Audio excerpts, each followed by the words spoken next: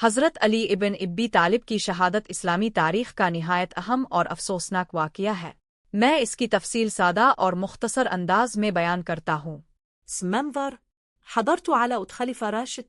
ان کے دور میں فتنہ اور سیاسی اختلافات بہت بڑھ گئے تھے، خصوصاً جنگ صفین اور واقع تحکیم کے بعد۔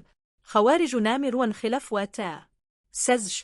خوارج میں کچھ لوگوں نے یہ منصوبہ بنایا کہ مسلمانوں کو درپیش فتنوں کا حل یہ ہے کہ حضرت علی، امیر معاویہ اور عمرو بن العاص کو ایک ہی وقت میں قتل کر دیا جائے۔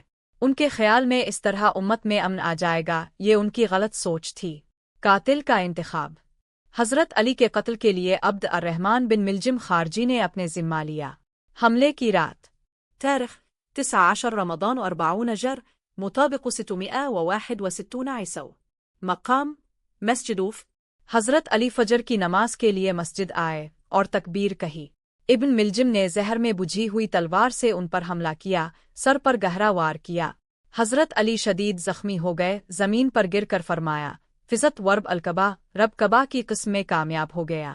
شدت 2 دن شدید زخمی رہ کر 21 رمضان کو وصال فرمایا۔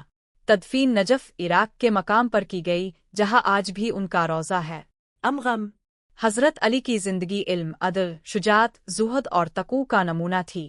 ان کی شہادت نے امت کو مزید سوچنے پر مجبور کیا کہ فرقہ واریت اور انتہا پسندی کس قدر نقصان دہ ہے۔